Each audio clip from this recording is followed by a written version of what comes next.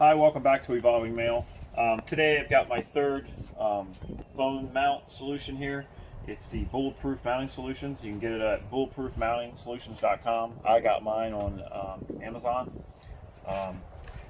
Funny thing about this was they said it was like 3 weeks out, and I got it in about a week, a little less. So we're going to open this box up. This is fantastic packaging on this. It comes with a little, some directions or whatever. Got a little sticker and some other card telling you thank you, any concerns. Then when you take this thing off, this is pretty neat. This thing, everything's in here in this wrapping. So you've got the phone mount, you've got the GoPro mount, and the GoPro. It's another little. It's for a different type of mount, I guess, for a camera. I got this in metal. They do make a plastic one for about $10 cheaper, but I figured metal was probably the way to go. This is about $79, so I think it was $69 for the plastic one. So for $10, I figured it was going to be better off being all metal. If you looked at the last one I did of that ball switch, after one clamping on their plastic ball, it deformed the ball. So I think that might have been a good idea. It comes with some screws. It comes with a little screwdriver. It has the carbon fiber arm.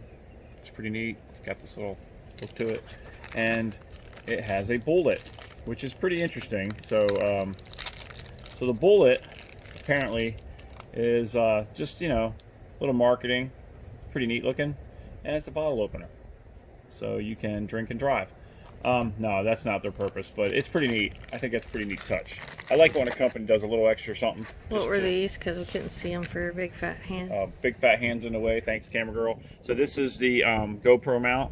Goes on the one ball, and then this is the arm and thing for the camera, bulletproof mount. So we're going to go over here real quick and install these and see how it goes on. So follow me.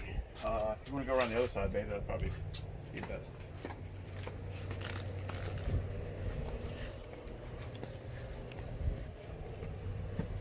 Okay, so we're back in here, and it's funny because I had a screwdriver, but I don't need it.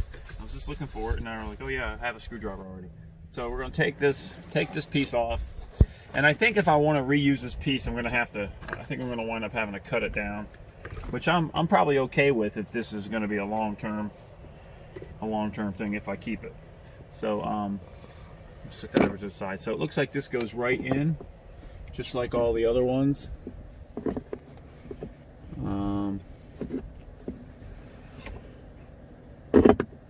So it has some sticky stuff, and I am not going to do that just yet. I'm going to make sure that I'm going to want this before I do a full-time install. So first off, I have to take the screw that is getting really used to coming out. It does have some screws that come with it. Has several screw holes, so you can get some extra screwing, I guess. And there's one here, something there. But it also has tape, 3M tape. So I'm just going to use the one screw for the minute, like I said, and we're going to put that in there. I left my GoPro in the house, so I'm not going to even probably worry about that just yet.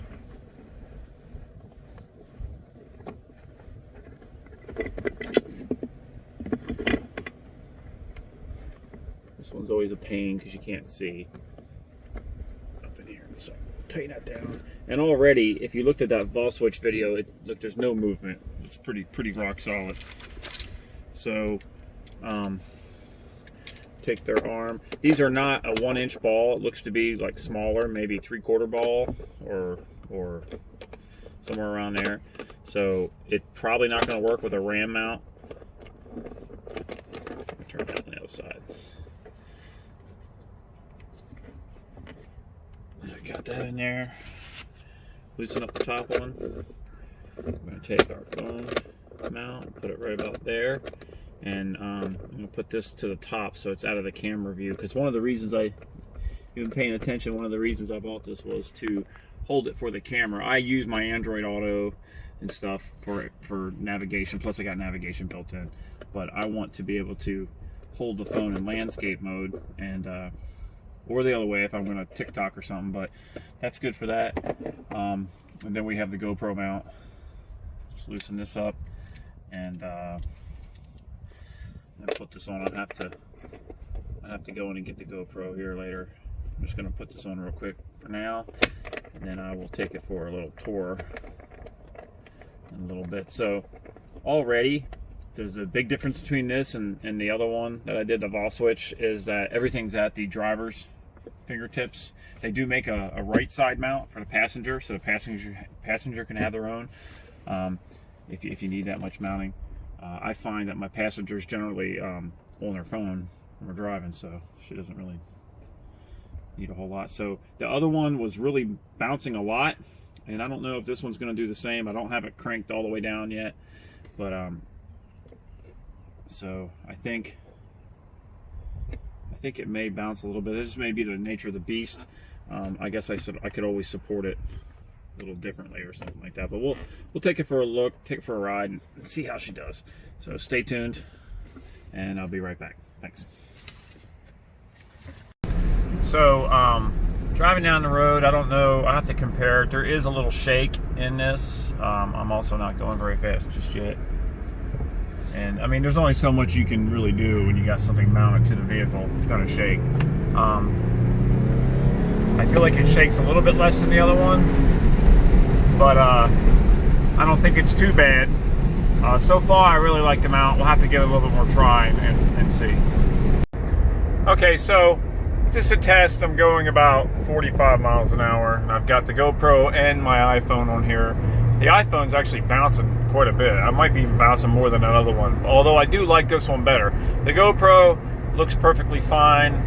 It's not even remotely trying to bounce the camera around. It may just be the nature of the beast. So I guess what it comes down to is if I'm going to be capturing with a phone, I know it's going to be bouncy. There's just no way around it. Or get a smaller, maybe you just need a smaller arm versus that arm. That may be the way to go too. But I do like this mount setup better. It's not going to fall apart, I feel like. So it's very much like the Design 67. Almost sort of the same thing. I like this one a lot, and I think I'm going to stick with it. So that's it. Thanks for checking me out on Evolving Male. And as always, please hit like and subscribe, and please come back and check me out for more reviews and more just stupid, crazy videos. Anyway, see you guys later. Appreciate it. Bye.